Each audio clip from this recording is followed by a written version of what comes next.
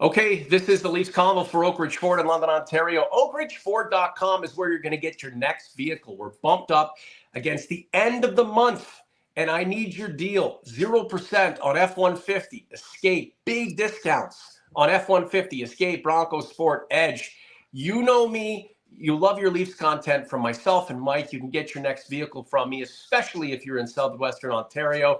At Norman Oak Ridge Ford, I am your guy. OGs and converts for the last several years have come to me. So in the future, I'm going to be the guy who hands you the keys, shakes your hand, and then you'll see me on the next podcast. Speaking of Mr. Augello, we missed the Sunday Spectacular. I was in Los Angeles at Game 2 of the World Series. The Dodgers going up 2-0, then 3-0 in New York. And now they're having trouble putting it away against the Bronx Bombers, who are getting hot, and look out for them. Speaking of hot, the Maple Leafs, not exactly, 5-4-1 on the season. Still plenty of time to find their bearings and get on their way. But a big trade today. Timothy Liljegren going to the San Jose Sharks for, Mr. Benning, third-round pick, a sixth-round pick over the next couple of years. What is your take on it all? Well, the writing was on the wall when it came to Timothy Liljegren in terms of his future in Toronto after training camp. You got the hint that last two games against Detroit where he played with mostly the Marley players, and Connor Timmins played with the Leafs in that final game at home. He's only played, I believe, one game this year. There's been a rotation. Philippe Myers got in there. Timmins has played most of the games.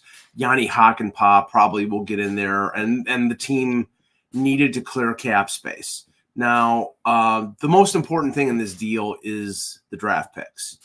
The Leafs had very little in terms of draft capital going into the draft this year. They ended up swapping a second-round pick that they got from, I believe, trading down to get a second-round pick next year, because they didn't have a pick, I think, until the fifth round. Now they have a 2, a 3, and picks later on in the draft. And when you have a scouting staff that you've invested millions of dollars in, you actually need picks to be able to take advantage of that. So, they get a 3 next year, a 6 in 2026. Matt Benning is a 30-year-old right-hand defenseman who's played, I'm looking up, 464 career games with Edmonton, Nashville, and San Jose. He's pretty much a bottom pairing 7/8. I wouldn't be surprised if he gets waived to go down to the Marlies, because right now they have Timmins and Hakanpää, and I'm not sure what his salary is, but this team right now needs cap space, so I don't think they're going to carry around an extra defenseman once they have to activate Hakanpää. So good move. Matt Benning's uncle, Jim Benning, former Maple Leaf. Oh, really? I didn't know that. Yeah, I know. It's just useless trivia on the Leafs Convo on this Wednesday evening. This is the Leafs Convo for Oak Ridge Ford in London, Ontario. OakRidgeFord.com.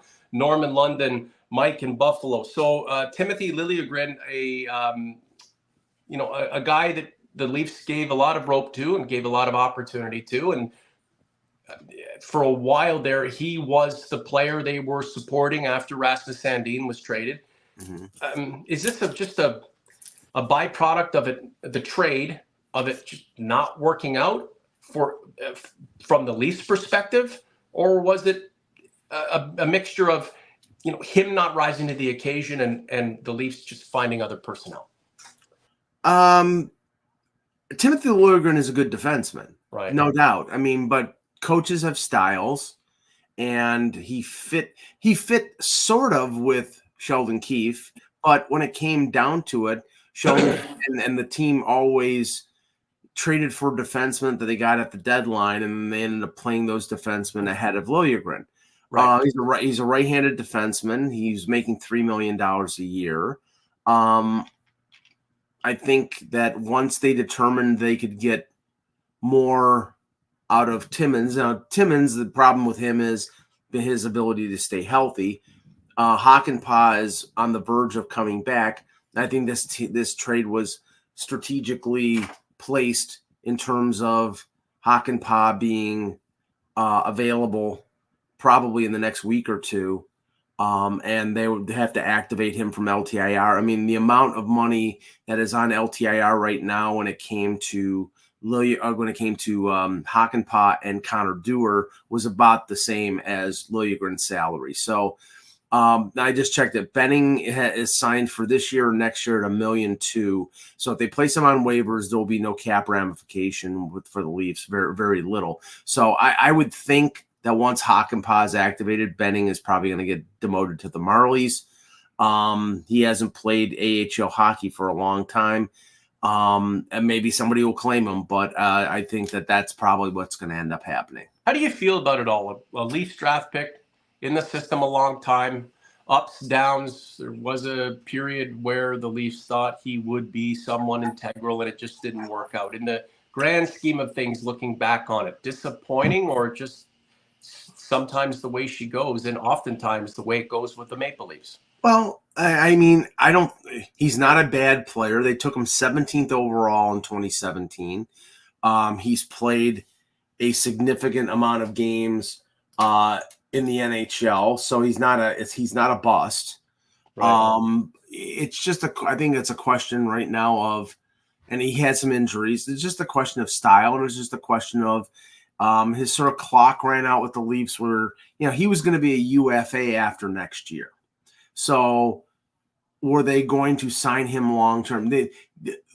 Again, piecing together, and we'll probably talk about this in a minute. You put the fact that two players were coming off LTIR, and you just signed Jake McCabe for 5 years. Right. So next year, you had a $3 million bottom pairing defenseman in Timothy Liljegren.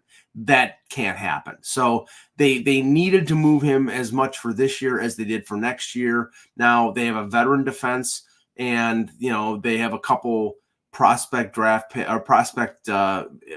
the pipeline, and Ben Danford, who they drafted in the first round, and Topi Niemela, who I think could make the NHL.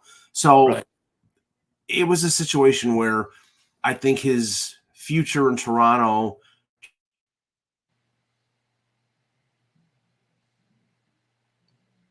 Oh, did we lose Mike?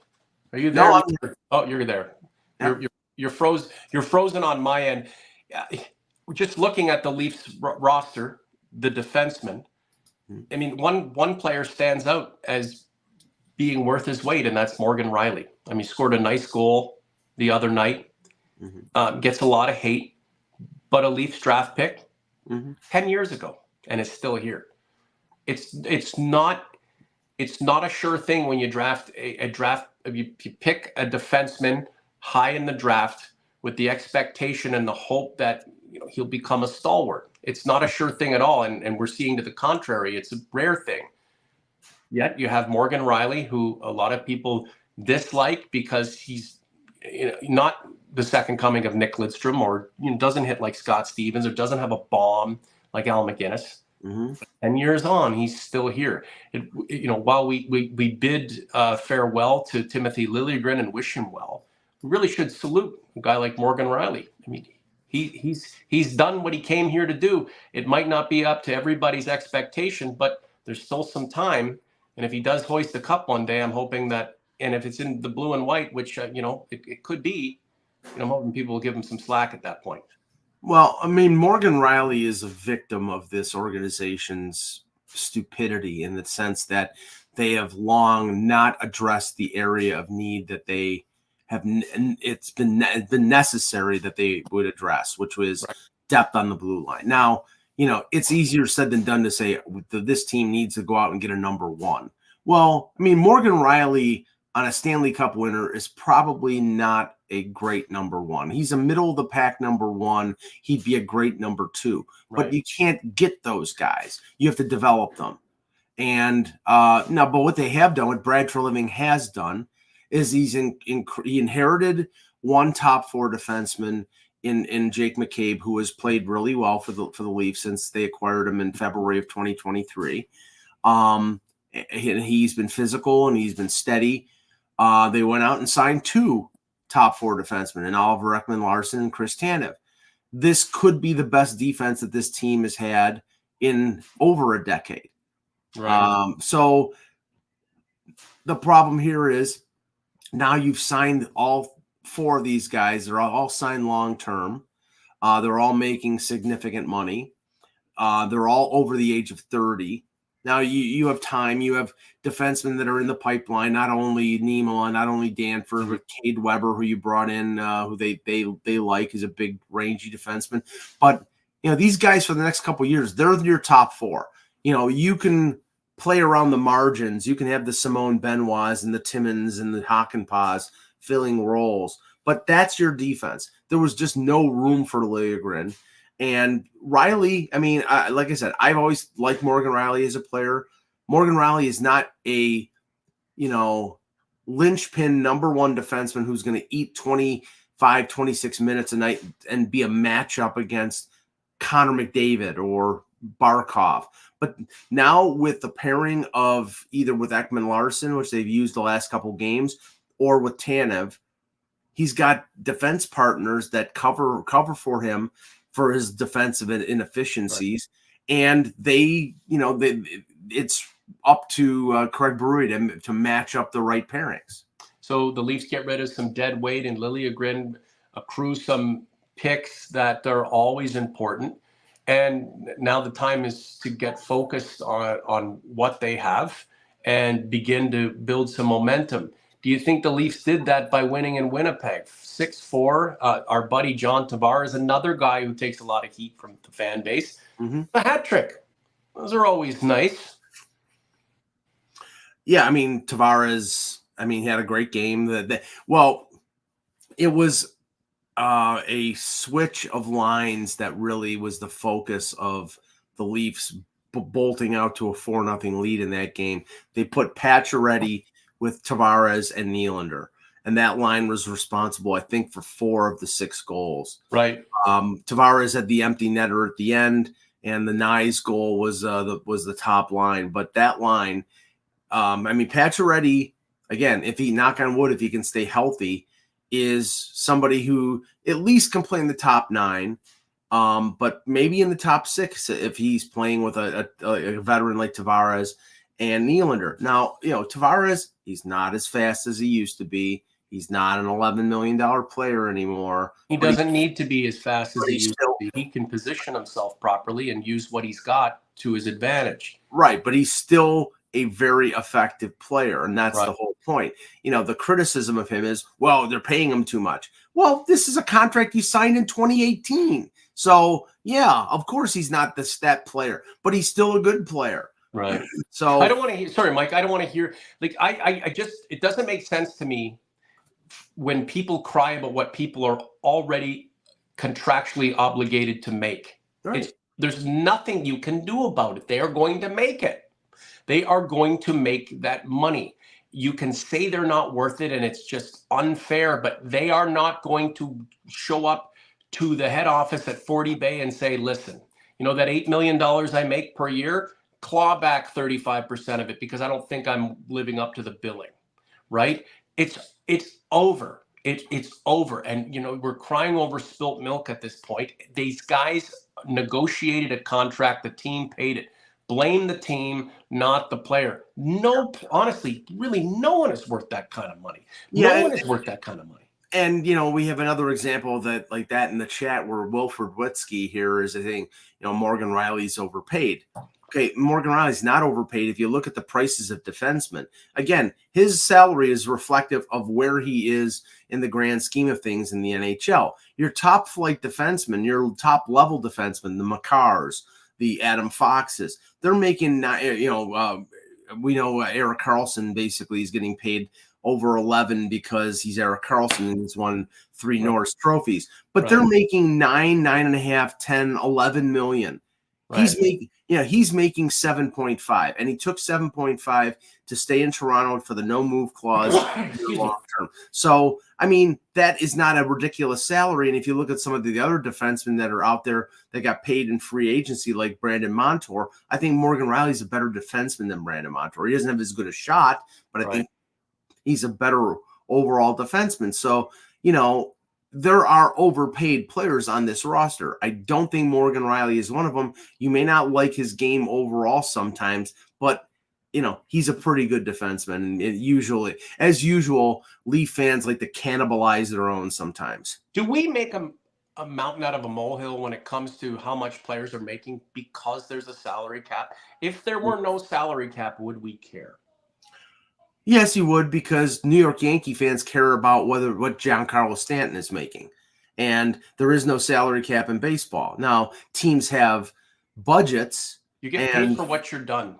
You get paid for what you have done, right? Not for what you're about to do, because there's no way to understand or project or prognosticate what's to come. You get paid for what you've done and your pedigree.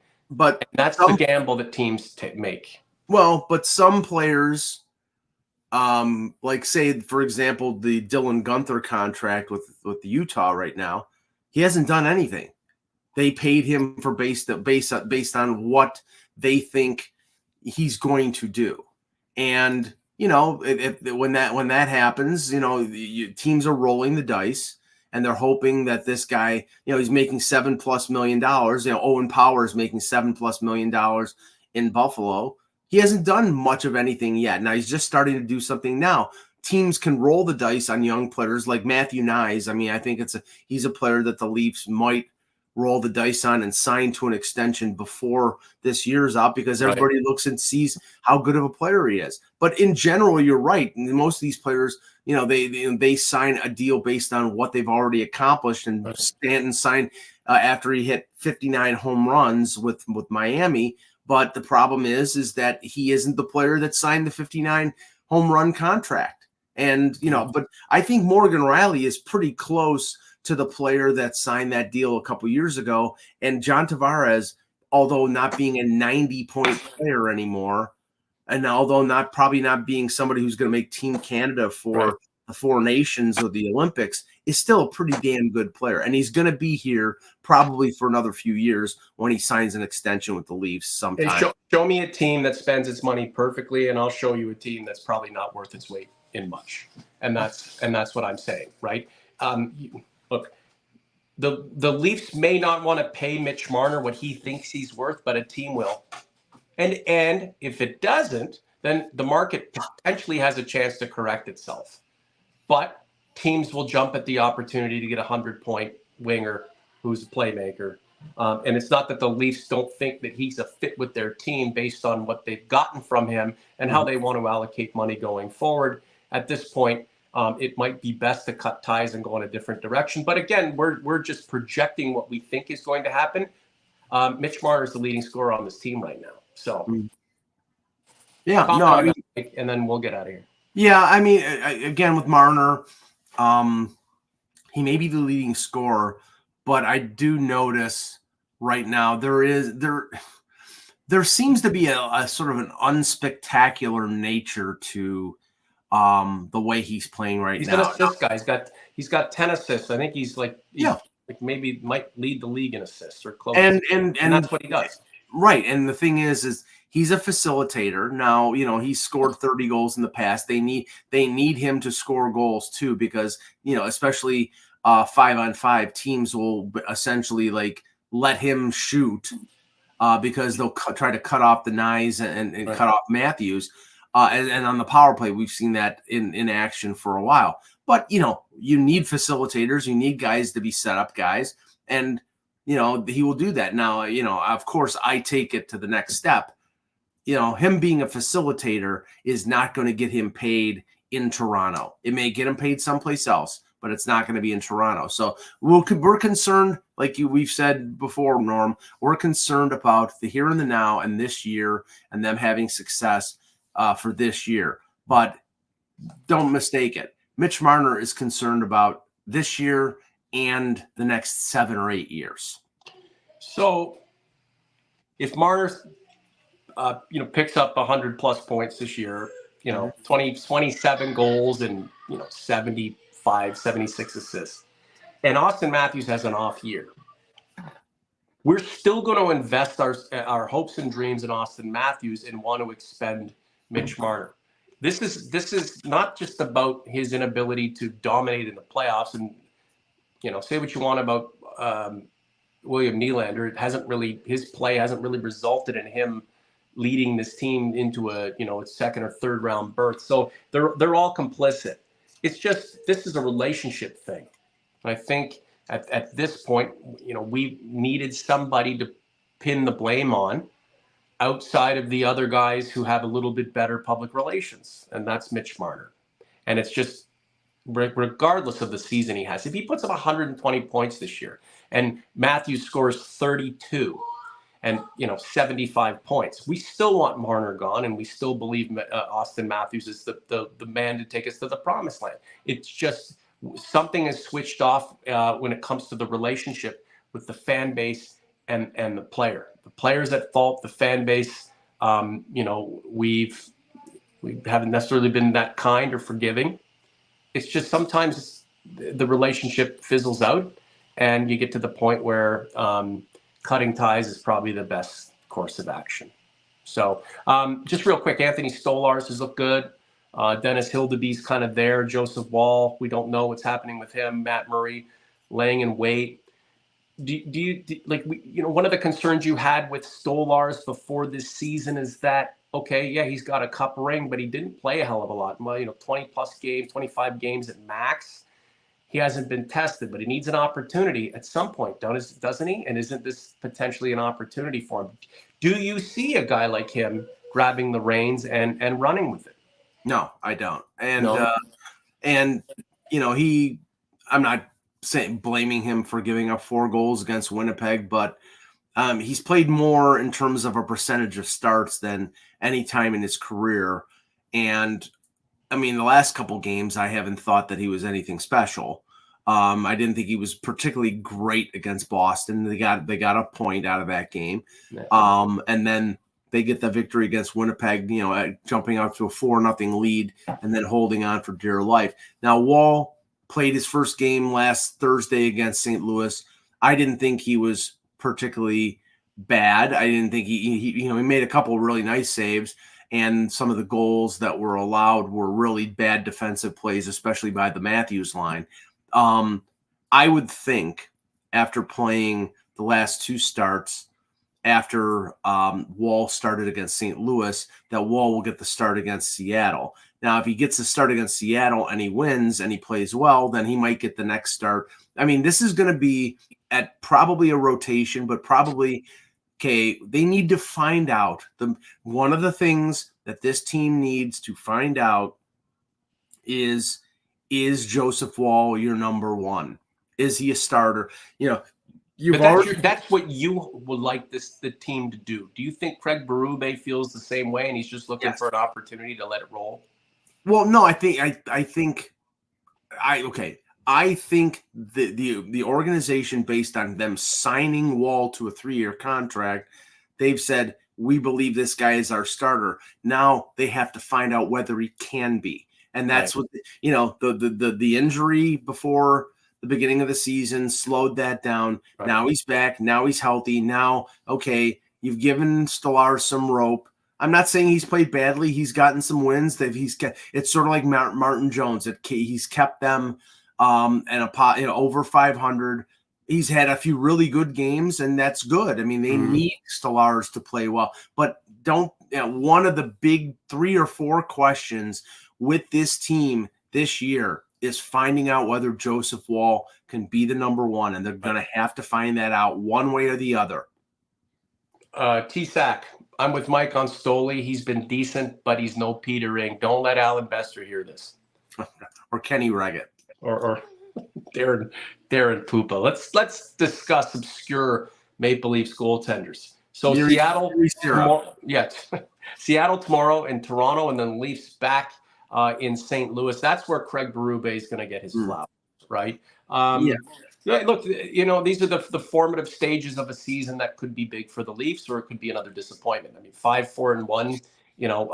They're even in the goals for and against column. One of the telltales of a team that has capability is the differentiation between how many goals it scores versus how many goals it lets in. And if we get into game 40 and 50 and 60 and it's still a dead heat, goals for and against, then then this team's going nowhere. I mean, we're going to have to start seeing some 4-1 games, 3-0 games, 5-2 games. It's going to have to start happening quick because you know as well as I do, the Atlantic is there for the taking, despite what Boston can produce and despite where where Florida finished last year. And at some point, you're going to see that incremental increase turn into a larger increase in terms of what the top tier teams with aspirations do, and kind of those mid-pack teams which are the Maple Leafs at this. I mean, at this point, we don't know. Down the line, you're hoping they're a top tier team, but that's all going to depend on how few goals they give up and how many goals they score for. The World Series, quite the game. Game 4, the Yankees. Do you recall when the Yankees have been on the ropes like this, down 3-0 in a series? Well, the last time they were down 3-0, I believe, was '63 when they lost to the Dodgers and Sandy Koufax and. Oh, no, excuse me. '76 when they lost to the big red machine. What's your mentality? Okay, so they go down 3-0. Is it just let's just play ball and see how it goes? My mentality going into game 4 is just don't get swept, and they didn't get swept, and now they're leading currently 5-0. So unless they blow this, they're going back to LA, and now the pressure would, if they survive this, the pressure would be swung back on the Dodgers. Right. I mean, even though I would rather be in the Dodgers' shoes, obviously, right, being up 3-2 going home, but anything can happen. But it's never happened in the history of baseball that a team fell down 3-0 and won a World Series. Would I love to see it happen? Sure. Will it happen? Probably not. It's happened in the ALCS. Yeah, and it's happened in hockey too. And the Leafs did it 1942. Right. We've got Ivan Sinjark. Hi from London. Hello, Ivan. I don't recognize your name. Hopefully you've liked the content, subscribe to the channel. And that goes for everyone in the chat. Do me a favor. Go to the YouTube page, the Leafs Convo, and I want you to click on our latest live, not this one, but the one that we did 7 days ago. It's got 862 views. We haven't had that few of views on a show in like 2 years.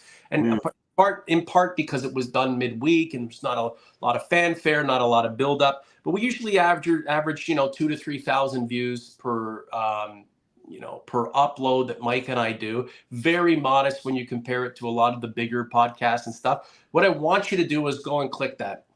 Let's get over 1,000 views. Let's do the same for this show. And since I have nowhere to go this weekend, Mike and I will be certainly back for a Sunday Spectacular. And who knows, Mike, your Yankees might be right back in the thick of it, or, you'll have done away with the pinstripes and we can get solely focused on the blue and white. That's what we love about sports. And of course, also kind of hovering over everything is how the Bills do. And they're off to a great start, beating Seattle. I'm always rooting for you, Mike. I was in Buffalo a couple of days ago.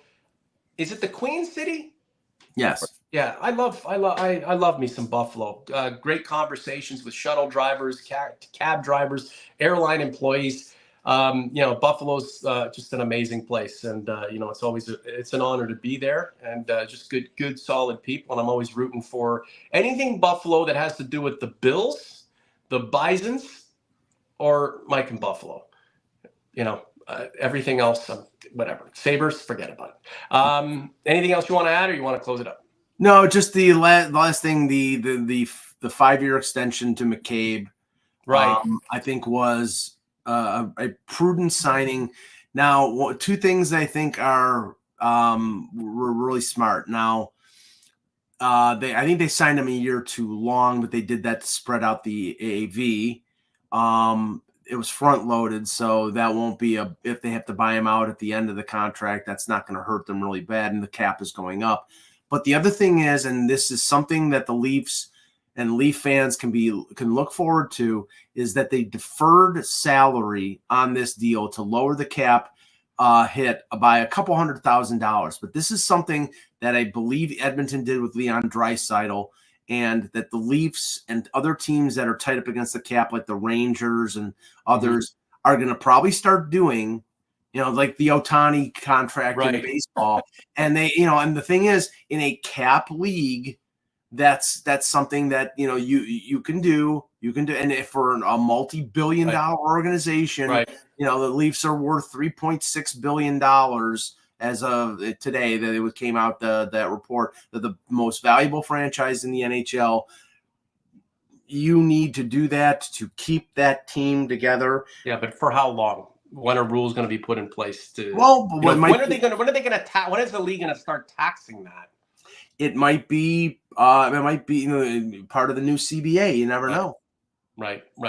Real quick, James Rankin, another name I don't recognize. James, apologies. Today, Roenick was interviewed on the Leafs Nation podcast. He sort of questioned whether or not Toronto has a gritty enough attitude to play Berube's north-south dump and chase physical game. No, they don't. But he's going to try to make them. And, that's been a contentious issue, going back to the beginning of this era. Are the players capable of playing the way they need to be successful in this league? And I think they're more prepared to play that style than they have in the past. Right. Are they completely? I mean, again, to be that crash and bang style team, a guy like Steven Lorenz was a good addition because he can play a role as a penalty killer. He's physical. He can skate well enough that he can stay with the pace of the play. A guy like Brian Reeves can't do that anymore. That's why, he's a 12th forward, and most of the time he doesn't accomplish anything. Right. And that's why, guys like Connor Dewar are not bigger players, but he's feisty. He's quick. He's one of those snippy type of players.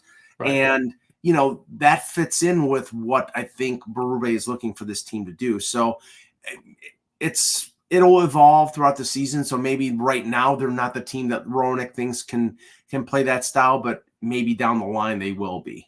Good talk, bro. Matt Benning is the newest Maple Leaf. The Leafs taking on the Kraken at Scotiabank Arena this week, and then followed up with a visit to St. Louis, the old stomping grounds of Craig Berube, where he inherited a great team and won a Stanley Cup. Leafs Blues, maybe the Leafs pick up a couple of wins and looks really great, and then we could talk about it, with a little bit more, happy amplification during the Sunday Spectacular. If not, we'll be Stadler and Waldorf in the gondola complaining like we've been known to do, but that's just the way she goes. Gregory Seaborn, really enjoying the flow of the show today. Love the combo. Greg, have you been around? If you haven't, like and subscribe. If you have, my apologies. Thanks so much for being here. OG's Converts, a couple of shows I want you to click on. Gotta Work on YouTube and Let's Play. Let's get some of the numbers up while we have the time. And then we'll get into a bit of a rhythm here as Mike and I are available to do shows.